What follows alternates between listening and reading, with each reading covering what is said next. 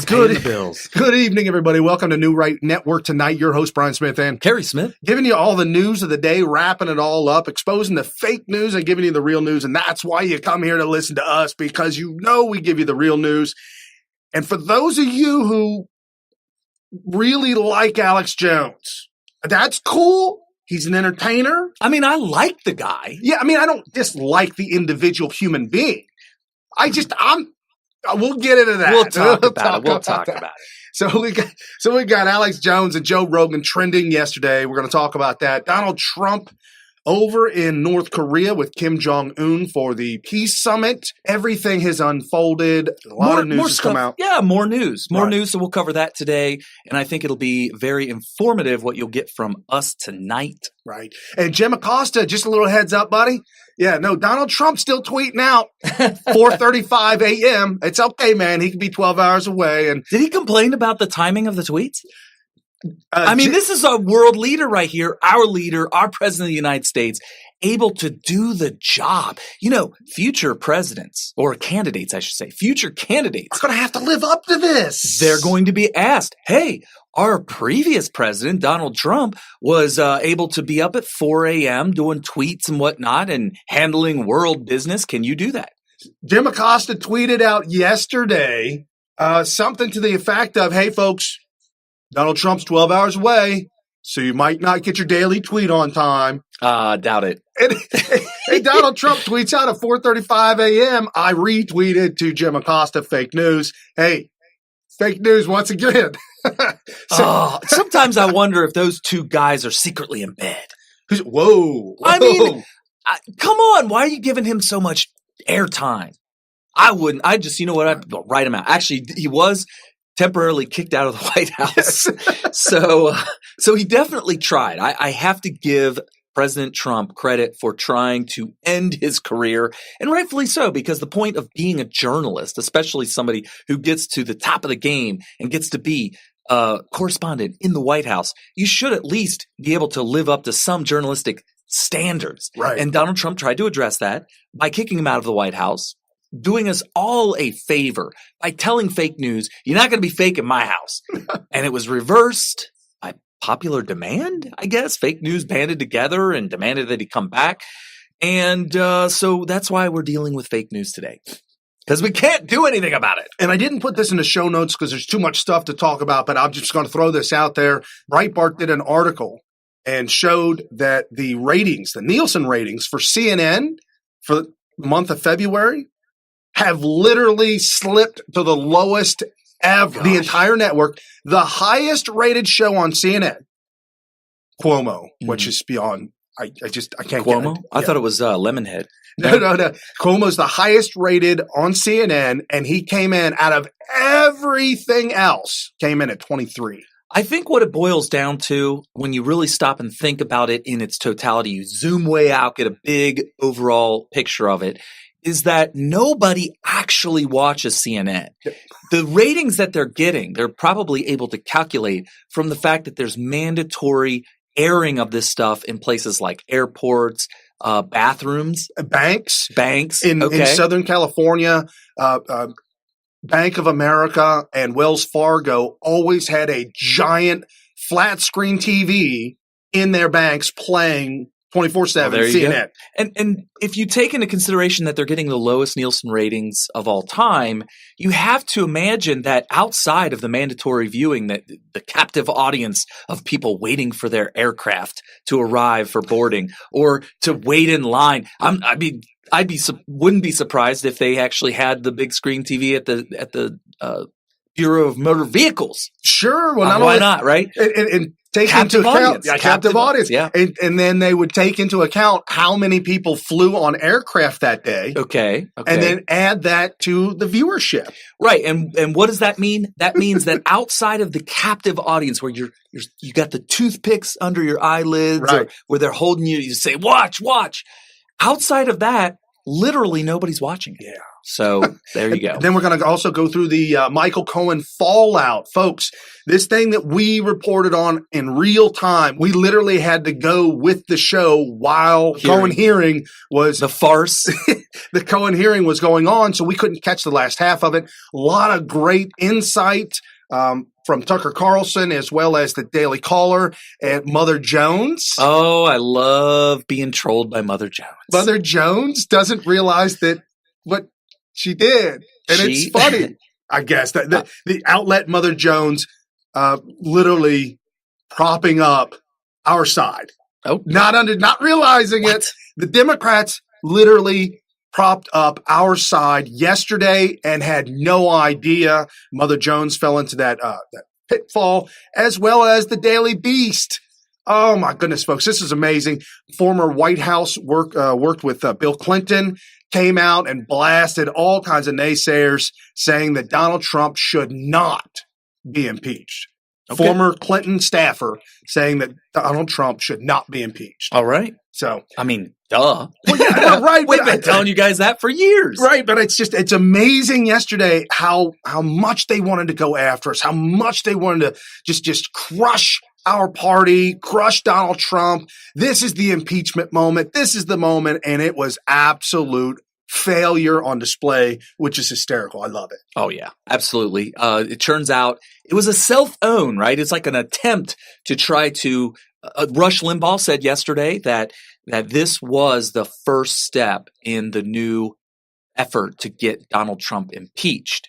And so obviously this is a major offensive by the Democrats on the Republicans. And he pointed out that and we're saying it's a self-own because halfway through the hearing, I was worried that, oh man, this is going to have some great talking points for the Democrats to use as opposition commercials in the 2020 election cycle.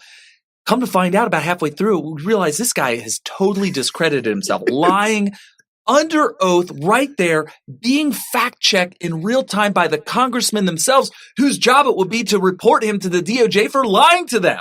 He couldn't stop lying. No, it was amazing. Amazing stuff there. We're going to start off with big government high-tech against U.S. citizens. This is front and center, folks. This is all over the place. And as we got an article yesterday, Michelle Malkin. Oh, yeah. She tweeted out to let everybody know that her Mohammad cartoon tweet violated Pakistani's blasphemy laws. Michelle Malkin lives in the United States of America. She's an American citizen, right? Right. Okay. Right. And is she tweeting from Pakistan? Is she in Pakistan tweeting? Okay, well, let me ask you this. Well, before we get into my philosophy on this, let's talk about the details of it. So she had a Mohammad cartoon tweet. She tweeted it out. It was apparently violated Pakistan's blasphemy laws. I don't doubt that. It doesn't surprise me. I would imagine that if I were in Pakistan, that if I were to do something like show a picture of Muhammad or say anything in any way that's even could be misconstrued as critical of the religion of Islam, I imagine that within 24 to 48 hours, my head would no longer be attached to my body. Oh, severed for sure. I would totally expect that. And that's fine if they want to do that. I'll make sure that I avoid that part of the world. It was the place that was housing the man that was behind the attack on our World Trade Center with, using commercial airliners as missiles, killing thousands of American citizens, and they knew he was there, and they allowed him to stay there. So clearly Pakistan is a major, major enemy. Probably, if I had to rank the countries throughout the world by the biggest enemies of ours, like the ones that hate us the most, that would want to do the most harm to us, Pakistan's got to be in the top 2 or 3. Sure. Got to be. Because simply, if I had to put one piece of evidence on it, it's the fact that they were like, oh, Osama bin Laden, you want to stay here? Oh, okay. Good to go. We'll keep it quiet and all that. So I'm not surprised by their reaction. What happened to Michelle Malkin, who was residing in America as an American citizen, using an American platform? What happened to her? What came of this? Well, if you're looking on the screen right now, I'm showing you the tweet that she tweeted out, and they're cartoon caricatures of Mohammad. Okay. I mean, just funny stuff or whatever, just kind of ironic things. Well, Twitter, apparently, Michelle Malkin tweeted out, she said, "I've been Silicon Valley Sharia'd." Oh, gosh. Hashtag. Hashtag. Here's the notice Twitter sent from their legal department last week, warning me to get legal counsel because anti-blasphemy Muslim zealots complain that my Mohammed cartoon tweet violates Pakistan's law. Why would Twitter recommend legal counsel to an American citizen residing in America who doesn't have, I imagine that Michelle Malkin has absolutely, I'm going to speak on her behalf. I'm going to speak as though she would tell me, because I'm going to guess it. I'm going to guess it right now. I'm going to guess she would tell me after asking her if she ever plans on ever going to Pakistan. My guess is she would tell me, never, ever in my lifetime from here going forward, even before this happened.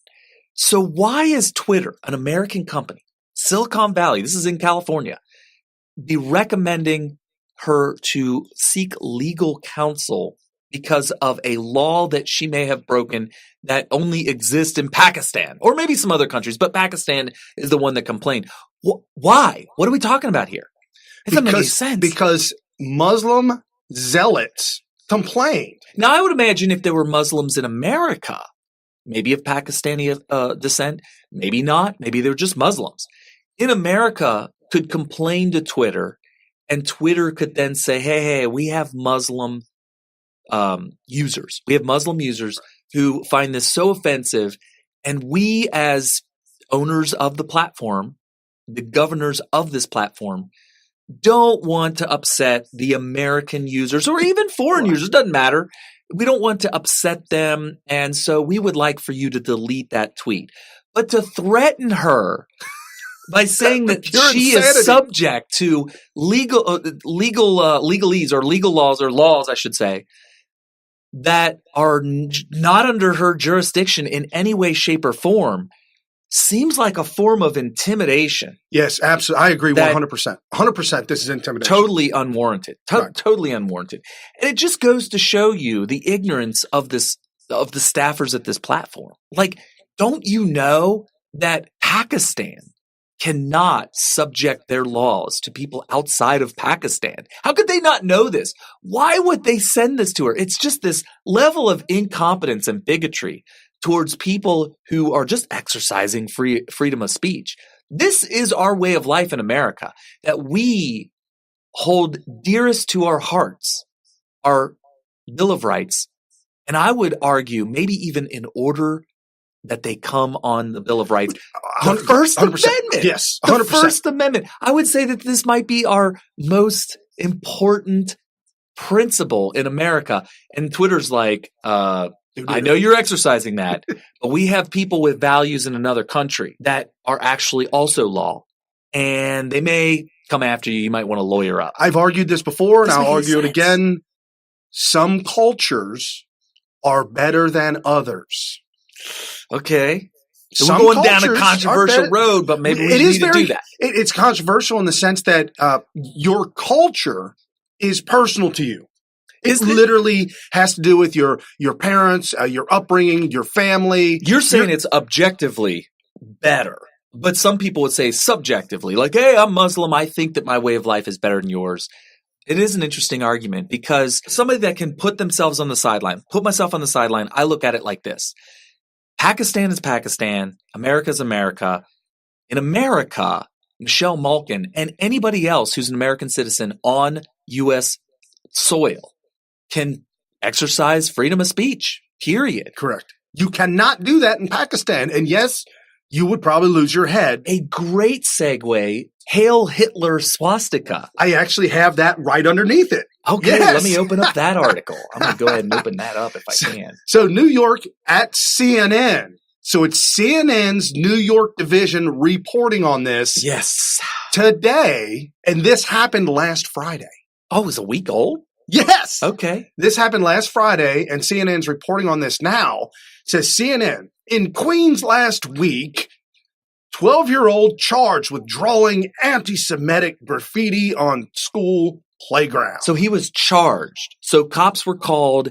They investigated this. They found out it was a 12-year-old.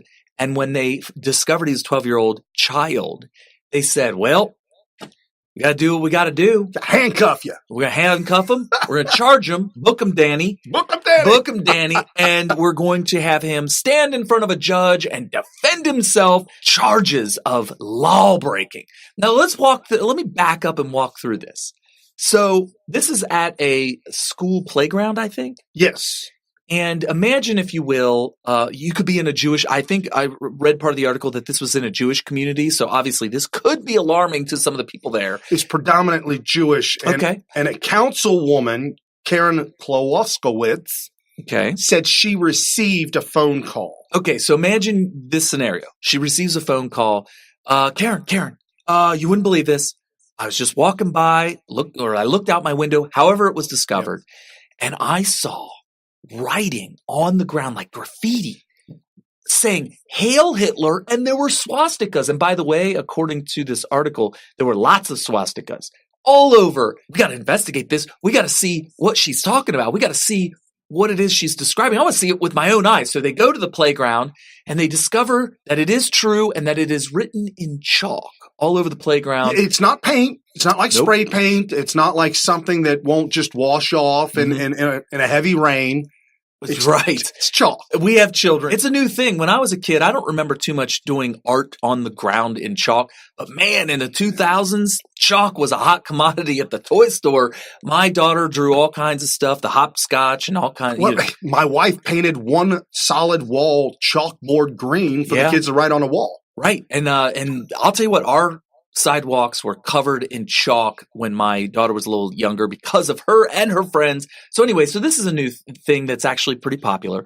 But Hail Hitler, swastikas and all that, obviously a little unconventional. Obviously, this is something that you would tell a child, whoa, where did you learn that? Blah, blah, blah, whatever. So they escalate this. They want to find out who did this. This could be anti-Semitic people that are trying to bash Jews, trying to inflict violence on Jews. We got to find out who these people are. Call the cops. The cops come out. Oh my gosh, there are swastikas. There's Hail Hitler all over the ground. Let's start investigating. So they start questioning neighbors. Who was out there? Who was doing the chalk drawing? Whose chalk is this? They probably start saying, well, who was out there? Who was drawing? Little Johnny was out there. Little whoever was out there. All these kids were out there. Who was drawing these things? Fingers are pointed. Little Johnny did it. He was out there. He did it. I told him not to.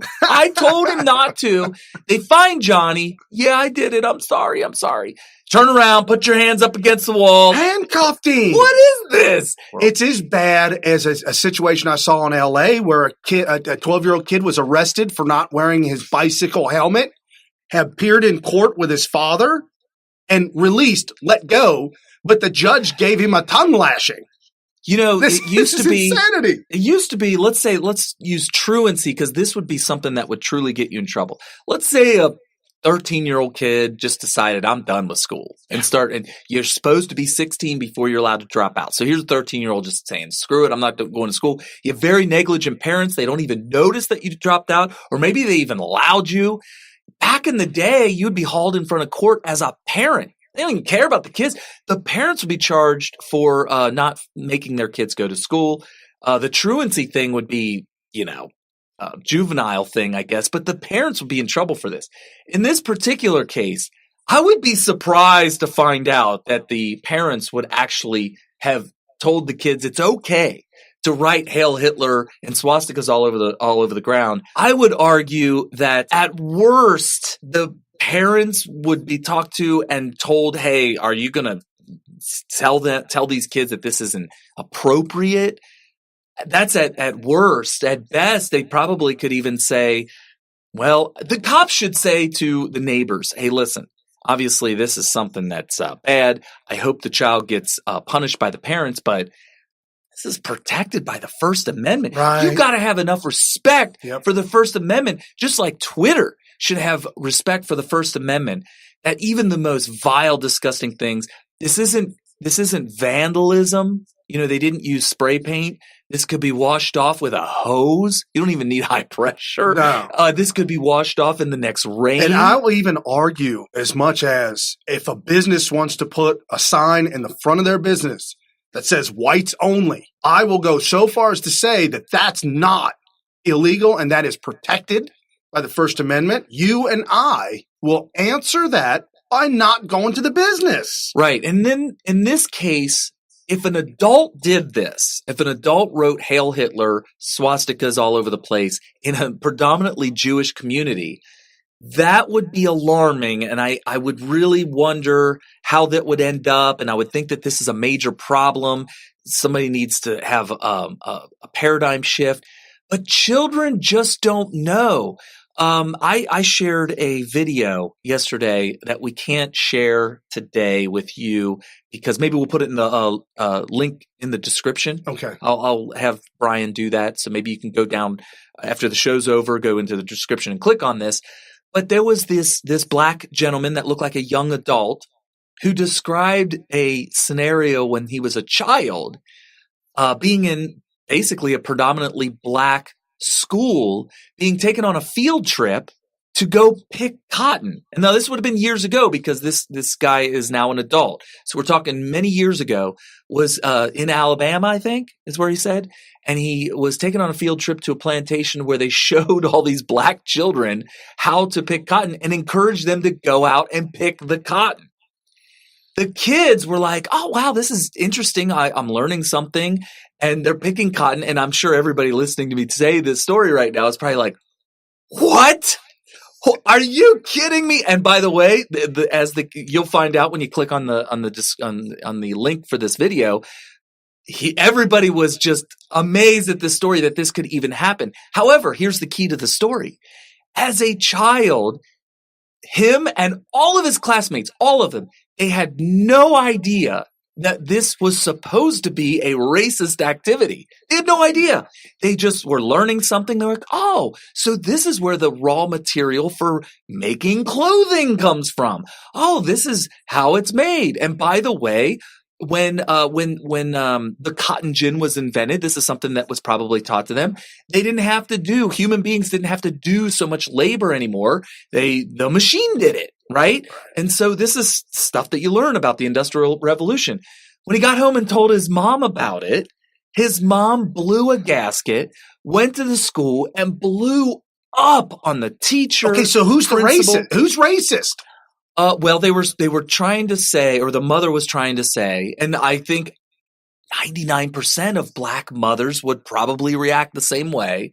I don't mean to speak on behalf of black mothers out there, but here's the thing. The child had no idea that this was racist until he had to go through the experience of the reaction of his mother. He then pointed out, and you'll see this in the video, watch the whole thing to the end. He then calls it one of the most racist episodes he's ever experienced in his entire life. And he didn't even know until he was taught by his mom. So the point is that this child, this 13 or 12-year-old who uses chalk to write Hail Hitler, swastikas, whatever, if I were there and I was in charge of investigating this, I would go to the child and ask him where he learned this, why he was. I would ask him why. I would question his parents immediately. I would go straight to the parents and say, "Hey, all right, did you know that your son did this? I just want to ask you. Did you know?"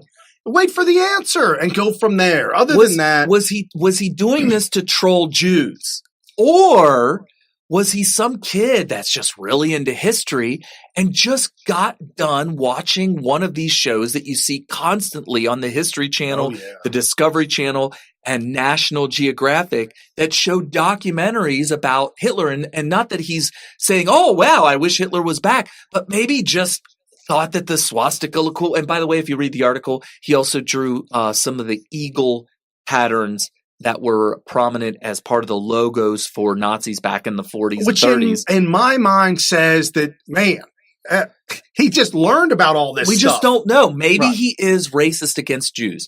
How would a 12-year-old have gotten that way? It would have been taught to him. Racism is taught. People are not born racist against Jews, against black. This is all taught. And I think it was a very informative video that I watched of this young black gentleman who had to discover that picking cotton as a child was totally racist. Unbeknownst to him, he had to be taught that it was racist. Picking cotton in a vacuum, in a world, in an alternate universe where slavery had never existed, picking cotton is a necessary thing to create cotton clothes. It's a necessary thing. Cotton gin comes along, and maybe it's not so necessary anymore, but it would be like going out to a watermelon field and picking watermelons.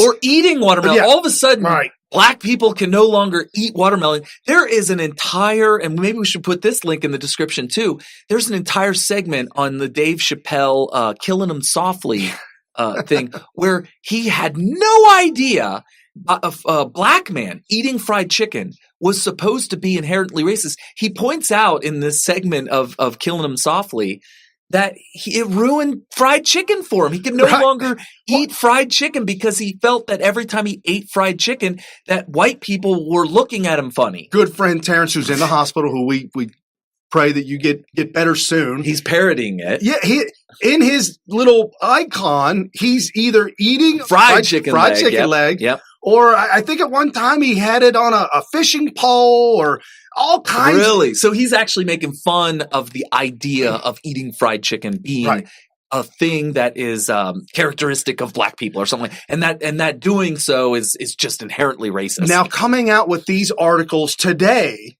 versus last week, today being the day after the Cohen debacle.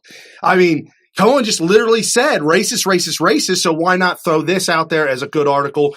Governor Andrew Cuomo pounced on this. He directed state police hate crimes task force to assist the New York Police Department. And again, as I was saying, Councilwoman Karen Klosowicz, who represents that district, she was outraged and horrified. It's so horrible, horrified. It's a scary, exceptionally scary incident. So the fear mongering continues with the Democrats, and they just scream and yell. But again, as we talk about the First Amendment, real quick, the Second Amendment is there to protect the First Amendment. And we have an incredible, just a short little quip, incredible Oklahoma governor signs bill eliminating concealed permit requirements. That means that he is making it more permissive to bear arms. He says that the Second Amendment is your permit. Yeah. He joins the ranks. The Bill of Rights is, you got to look at the language of the First Amendment. We've had long discussions on previous shows about the nuances of the actual language of the text of the Second Amendment as written by our founders. And it is so clear. It is almost impossible to figure out a way. You have to be intellectually dishonest to come up with a way to construe the language of the Second Amendment to say that, and they did. They redefined the word militia. Right. They tried to say that a militia is government officials, which is actually the opposite of what it is. A militia is specifically citizens. Specifically. So you're not government. You are the opposite of government. You are the citizens. And so that's what a militia is. But it was argued that a militia is police officers, military, whatever it might be, National Guard, sheriffs. These would be considered people of the militia, and therefore only those people. And by the way, it only says that right to bear arms for all the people is necessary in order to have militias. But militias are any citizen. Is intellectual dishonesty to try to construe it as any form of limitation whatsoever on bearing of any arms. And by the way, the word arms itself is so broad. It includes knives. It includes ammo. It includes clips. It includes shields. A shield. You could go through public with a shield. That is considered armament. Arms. You have the right to bear it. Period. So banning switchblades or blades that pop out. Yeah. Or any length of blade. I was brainwashed into believing that, the Second Amendment does allow people to have firearms. But man, do they crack down on knives. Woo! Yeah. And they're allowed to because Second Amendment doesn't protect you for stuff like that. That's not just for baseball, but for actual protection. You can't don't walk down the street with aluminum bat. Aluminum bat, if you're not going to use it for baseball, is actually protected by the Second Amendment. Yeah. So I was brainwashed into believing that only firearms is protected by the Second Amendment. It's everything that would be considered an armament. And former Governor Mary Fallin, who is or was a Republican, vetoed this. She vetoed She vetoed this. So Oklahoma? Yes. So current Oklahoma Governor Kevin Stitt ran on this bill. Said, as soon as I win, I'm signing this immediately. And here's another civics lesson for you all.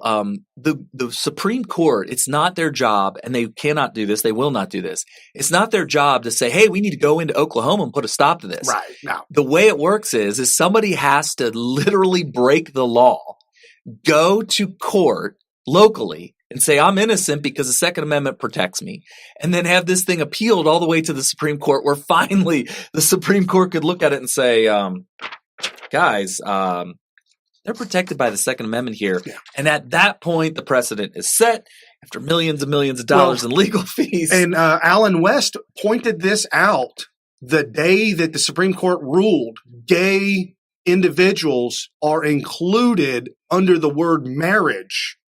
Okay. And that all states must recognize this as a change to the definition of the word marriage. Yeah, that's really weird. So Alan West said, because of this changing of the definition of the word marriage, and all states must now see this and recognize and allow it, that you must now rule that because Oklahoma, Alaska, Arizona, Arkansas, Idaho, Kansas, Maine, Mississippi, Missouri, New Hampshire, North Dakota, South Dakota, West Virginia, Wyoming, and Vermont see the Second Amendment as your concealed carry permit, because they all do, you now must recognize all states must do the same thing. I would hope that that's how it goes down, because I think that's a great argument, though. That's precedent. I'm down for it. I'm down for it. That's interesting. So they made the argument that because the change of definition of marriage in one state calls into question or sets a precedent for all other states.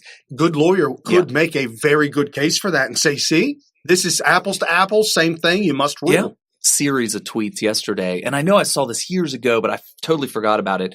Somebody did a legal segue, side-by-side comparison between slavery and the arguments to keep slavery back in the mid-1800s to the argument to keep abortion legal. And it was very interesting the way they talked about how, well, the legal idea of allowing abortion is that the mother owns the baby until it's born. They own the baby. And that the baby's not a person until it's born. And if you look at the argument for slavery back in the day, that the slavery owners, the plantation owners, owned the slaves, and that the slaves are not people until after they're set free. Yep. So there is a one-to-one, almost mirror comparison between the two. I love using the legal logic that has freed the slaves and that has, in this case, would abolish abortion. But we're using it all over the place. So changing the definition of marriage, which we don't agree with, because not that we have any problem with gay people doing whatever they want to do. It's just that marriage is a religious institution where it has a specific definition, and it's been in the dictionary for many years. And we came up with a word for you to use. It's garage. Yeah, why can't we just have another word?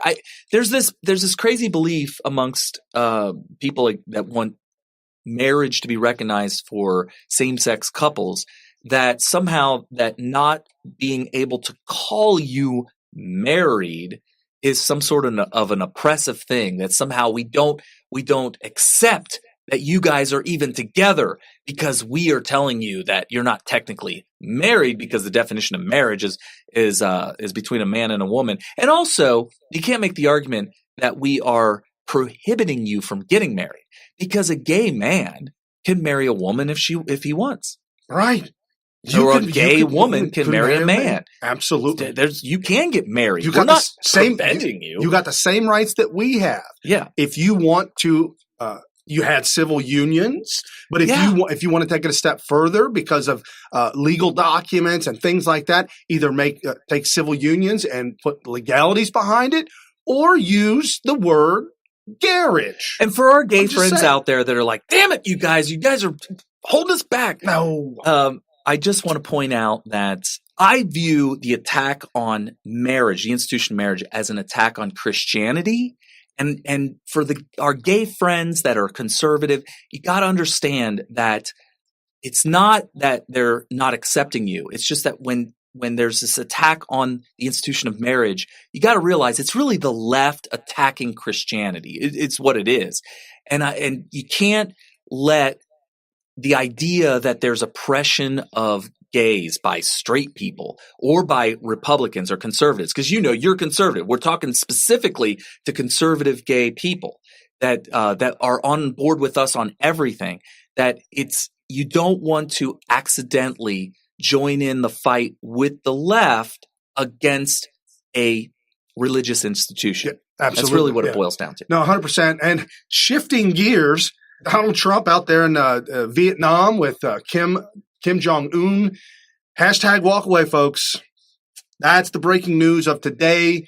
Donald Trump tweeting out late last night, all false reporting, guessing, on my intentions with respect to North Korea. Kim Jong-un and I will try very hard to work something out on denuclearization and then making North Korea an economic powerhouse. I believe China, Russia, Japan, and South Korea will be very helpful. That was his tweet. I take him for his word. He's a hard worker. However, the deal didn't go through. Donald Trump offered up multiple things. Kim Jong-un said, okay, we'll do a partial of the denuclearization, but we want all sanctions dropped. All of them, 100% of all sanctions dropped. And Donald Trump said, we just can't do that at this point in time. Half for full doesn't work here. And I'm paraphrasing, but that was his deal. He said it just didn't work out. Sometimes you got to walk away from it. And there have been some great articles written by the Daily Caller, Breitbart News. And we have Lindsey Graham tweeting out, I appreciate the effort by President real Donald Trump to reach a peaceful conclusion to the North Korean nuclear threat. It's better to walk away than sign a bad deal. Right. And that's the thing, the art of the deal, right? Donald Trump is definitely going to make sure that there is a deal that's going to be the best for the world and for America for many, many years after he is done being president. And that's what he's going for. And why just, it's not about theater. This is about major, real changes in the world forever. And so you got to get it right. You can't miss the opportunity. It is a historic opportunity, and you can't miss it by making a bad deal. And so if you guys look down in the show notes, you'll see from Breitbart News, Joe Pollock. And if you're on Twitter, you absolutely must follow Joe Pollock on Twitter. That's his handle, @Joe Pollock. He posted an article. He says, flashback, Rolling Stones in 1986, Reagan flubs. Reagan came home empty-handed from Iceland, and for once he was wearing the black hat, the man who said no to a historic opportunity. Interesting. In the article, he then starts to pick apart Obama, Kerry, Iran, disastrous deal, as where Obama and Kerry could not walk away because of the lack of leadership and their weakness and the fact that they had to make so many concessions, and Iran thinking, we'll just keep asking for more and more and more and more. And that's what happened. So they did a side-by-side comparison of the Iceland deal with Reagan and Obama's horrible deal with Iran. And comparing that to Donald Trump walking away as well. And as we have history on our side, did the wall come down? It did. It did. I'm just saying, man. So Reagan did the right thing by walking away for the long term. Obama and Kerry did the wrong thing by saying, we got to do something. For the short. Yeah. Right. So let's just give them whatever they want. And that's what you're dealing with Democrats. And also there might be some more nefarious motivations behind the scenes that we don't know about. At Charlie Kirk, Democrats holding a hearing with convicted liar Michael Cohen, while real Donald Trump is in Vietnam negotiating peace with North Korea, tells you everything you need to know about the left. They would rather see America fail than see Donald Trump succeed. America First PAC, they tweeted out spokesman Sean Spicer on hashtag Cohen testimony. During the Hanoi summit, Sean Spicer said Democrats could have scheduled hearings with Michael Cohen anytime they wanted. What they chose today, of all days, really says a lot. There's a lot of criticism on the left regarding his apparent forgiveness of the death of Otto Warmbier. And so, Donald Trump said, I take Kim Jong-un's word for it that he didn't know. Okay. I would take Kim Jong-un's word for it that he didn't know either. So we've talked about this, and this is a great opportunity for us to reiterate what we said before in previous episodes. So here we go. Otto Warmbier was held captive under a system in North Korea that has been set up by the grandfather and the father of Kim Jong-un. And a deep state, if you will. Yes. So when Kim Jong-un took over, how old was he? He was like early 20s. Yeah, he was in his 20s. Early to mid-20s, very young. You had these old deep state people in North Korea. By deep state, we mean permanent established government workers. Officials, military officials, prison guards, officials that run the prisons. The generals, all that stuff. That multi-tiered, multi-level. Yeah. Think about it. If you're in prison and you want to get the governor's attention to pardon you, how many people up do you have to go? There's definitely a layered system, and certainly there is in North Korea. And the thing is when Kim Jong-un took over, there were a lot of very old people in government that worked for his father that decided this guy's a young buck. We're a little unsure of what he's going to do to run the country. So we'll just run it and we'll just keep him abreast of what's going on. We'll just make him happy and we'll just do what we've been doing under his father. All of a sudden, Otto Warmbier comes up dead or comes up brain dead. He was still alive when he was sent back. He was declared in a coma. Right. And then he died several days later after coming back to America. I believe he was sent home by Kim Jong-un's orders for fear of, oh my gosh, I can't believe this is happening. You know what this tells me? Do you know what this tells me? This tells me that before he even found out about Otto Warmbier, that he was starting to set up a way to become friends with the United States under whatever president and try to become more westernized and improve his country by making it more like the Western country that he went to school in. Right. Absolutely. All of a sudden, Otto Warmbier comes up, all beat up and half dead and practically dead. And he probably was like, oh my gosh, this is going to ruin bad. my opportunity to fix this country that my stupid father, my stupid grandfather have been running into the ground with this crazy communist crap. And now Otto Warmbier is going to, this situation is going to ruin it. He probably yelled at the people responsible. He may have even executed the people who were responsible for this. And I truly believe, I don't think he's lying to Donald Trump when he said he didn't know about it. And I commend Donald Trump for having the wisdom to see it the way we see it, which is, you know what? I believe him. Yep, absolutely. The deep state in play there. Yeah. How you undo all that in any length of time is going to be a monumental task. Well, it takes a leader like Donald Trump to forgive the country by just understanding there's these bad deep state people these are loyalists to his father.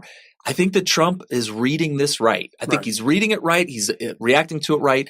And the left just wants to try to use it as a way to smear Trump as a pushover, as somebody who's falling for these lies coming from a guy who killed an American citizen. Right. About the current Democratic Party. Yeah, and if you were watching the hearing from the very beginning, Jim Jordan made a desperate attempt to try to hear testimony at another time. He tried to motion for adjournment. And they broke the rules by not allowing them 24 hours to see the testimony. Yeah, and Cummings came out and said that you were trying to silence this man from saying what he wants to say and silence him from saying this to America, trying to keep information from America. And he was cut off by Jim Jordan, pointing out that that's not what we're saying at all. And this has all happened at the very, very beginning. You could quickly see this by clicking on any link to the whole hearing and just listening to the opening part of it, and you'll see what I'm saying. So yeah, it was clear that the timing was very important to them. They couldn't wait 24 hours or 48 hours or a week or 2 weeks or a month or whatever it needed to be. They needed to get what they needed to get from Cohen at that moment, so they have time to put this in their opposition commercials for the 2020 election cycle. Right. In Tucker Carlson's piece, PP tape and trip to Prague. Looks like Cohen just debunked all of that. Take a listen to this. It may be the subject of extortion or blackmail. I've heard about these tapes for a long time. I've had many people contact me over the years. I have no reason to believe that tape exists. The great Jamie Raskin of suburban Maryland, ladies and gentlemen. Thanks, Mr. Raskin, for clearing that up. So the P-tape is not real. There goes the juiciest part of the Trump dossier, which you'll remember was yet another highly publicized scoop from, yes, BuzzFeed. Could be time to get back to those cat videos, fellas. But wait, what about the trip to Prague that Michael Cohen supposedly took? That was part of his collusion with the dark forces of the Russian Empire. That was in the dossier as well. BuzzFeed told us about it. Surely Cohen would admit it now. He's heading to prison. He's got nothing to lose. Well, Cohen was asked about that Prague trip today, and here's what he said. You ever been to Prague? I've never been to Prague. Never have. I've never been to the Czech Republic. You might balance my time. This is where it gets confusing. Never been to Prague. This is the point at which what they call the narrative starts to break down a little bit. If Michael Cohen never went to Prague, as BuzzFeed and Adam Schiff and the entire primetime lineup of MSNBC have told us repeatedly that he did, then how exactly did Michael Cohen collude with the Russians to steal the 2016 presidential election from its rightful winner, Hillary Clinton? Well, that's a good question, isn't it? Debbie Wasserman Schultz of Florida, as incisive an interviewer as the Democrats have, wondered that too. Here's the exchange. Based on what you know, would Mr. Trump, or did he, lie about colluding and coordinating with the Russians at any point during the campaign? So as I stated in my testimony, I wouldn't use the word colluding. Was there something odd about the back and forth praise with President Putin? Yes, but I'm not really sure that I can answer that question in terms of collusion. Oh, wait, so there's no collusion. There's no Russian blackmail. There's no obstruction of justice. There are none of the things that our entire media class has spent the last 2 years huffing and speculating wildly about. If Michael Cohen had the dime, he would drop it, but he doesn't. And so now that Tucker Carlson is pouncing all over this, the PP tape is debunked, and the trip to Prague, did that happen, Kerry? No! Apparently not. No! That was the biggest trending news last night, over the night, was Prague, because Cohen was asked. So finally, a Republican asked Cohen, had you ever been to Prague? And that's this right here. Question, you testified today you have never been to Prague and have never been to the Czech Republic. Do you stand behind that statement? Yes, I do.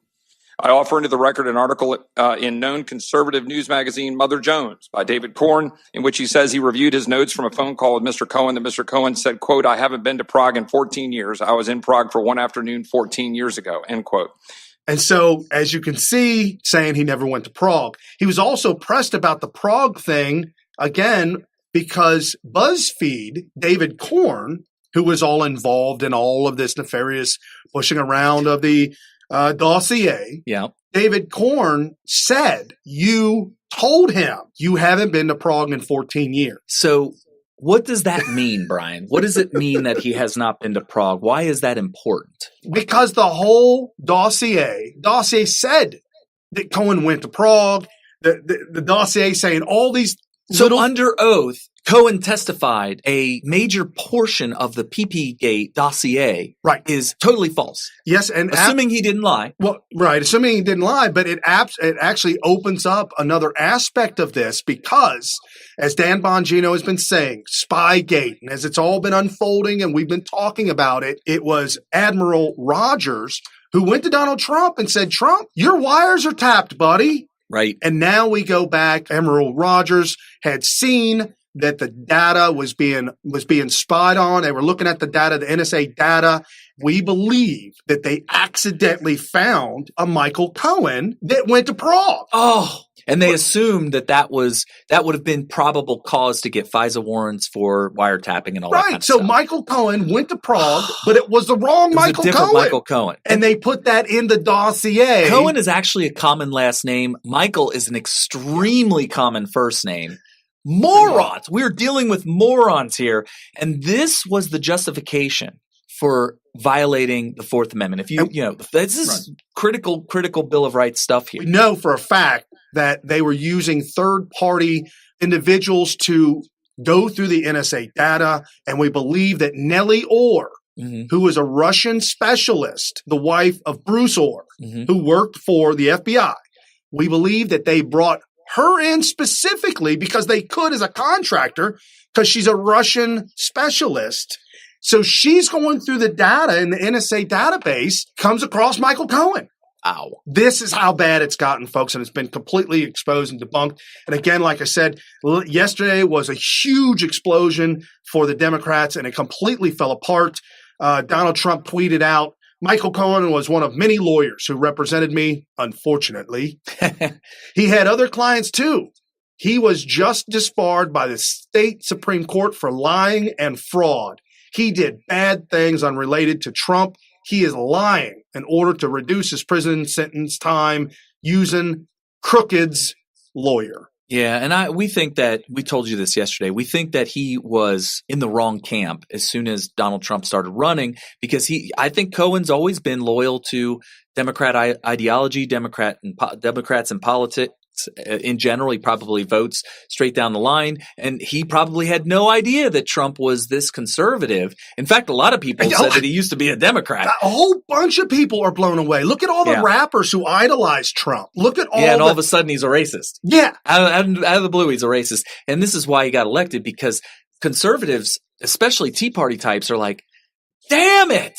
We're not racist. We were called that before. We ran and hid because we didn't want to be associated with racists. We realized that it was all lies. And now that it's happening again, we're not going to take it. And we stood up, and this was Donald Trump's presidency is a miracle. Absolutely. It's a miracle. Without a doubt. And then you also had the new representative, Rashida, reading off her notes. Apparently, these new congresswomen have been handed notes on a regular, and those notes are being read word for word. Who's writing these notes? They don't have their own ideas. Cohen was asked, so did Lanny Davis work for you for free? And he's like, yes, he worked for me for free. Breitbart put up an article. Then why a $500,000 GoFundMe? And then goes through it real quick. Interesting. That's very interesting. Real Saavedra tweets out, Michael Cohen admitted Trump has used catch and kill for years. These catch and kill scenarios existed long before I started working for him. So there's there's history that people have attacked Donald Trump with false stories and false narratives. And as a billionaire, you've got to pay these things off. Cut them and get out of the way and pay them off. Then you had BuzzFeed just absolutely implode because now them pushing the Russian PPA dossier gate is out of control. They are the ultimate in fake news. Just know that when it comes out from BuzzFeed, immediately it needs to be treated as totally false, totally made up, intentionally misleading to fit whatever agenda narrative they're trying to do, which is always anti-Trump. Yep. And Mother Jones tweeted out, the best part of the Cohen hearing so far was when the Republican Rep Chip Roy called us an known conservative news magazine. Did that happen? That happened. And that's funny. To wrap all this up, folks, Alex Jones. Your take? A long time ago when we first started this in 2014, we were constantly making fun of Alex Jones. And then 2015, 16 roll around, and we start to realize a lot of his crazy conspiracy theories were absolutely 100% true. And we were just like, not all of them. We know some of them are false. The contrails, not real. We're Air Force veteran. I was a Marine Corps veteran who was in the Air Wing working on aircraft. I've also been to college for aerospace engineering. Yeah. Trust me, contrails, that's a total fake conspiracy theory. But sometimes you're right when you go down these rabbit holes, and he was totally right on some of the crazy stuff the Democrat Party is doing, the deep state's doing. And so we started taking a liking to him and say, you know what, let Alex Jones be Alex Jones. He goes on the Joe Rogan show, and I'm getting flashbacks of Alex Jones from yesteryear. They're arguing flat earther stuff. He's arguing that he'll have the money. By the way, he'll buy a giant starship to fly outside of the universe so that they can look back in. You gotta love it. You gotta love it. And there's people out there who I'm friends with, you'll see them on Twitter, who are sharing this as if this is true and great and you should be believing and following this stuff. I know these people personally. They're just pointing out that this is pure entertainment and we should all watch it. Absolutely. Thank you for spending your time with us here at New Right Network tonight with your host, Brian Smith and Harry Smith. Giving you all the news, wrapping it all up, making sense of it all, and exposing the fake news. Share this with your friends and family. Go to smith.tv. Crush the Patreon button. Crush the Facebook button. And all the other stuff that's there. Share it. All right, guys. See you guys.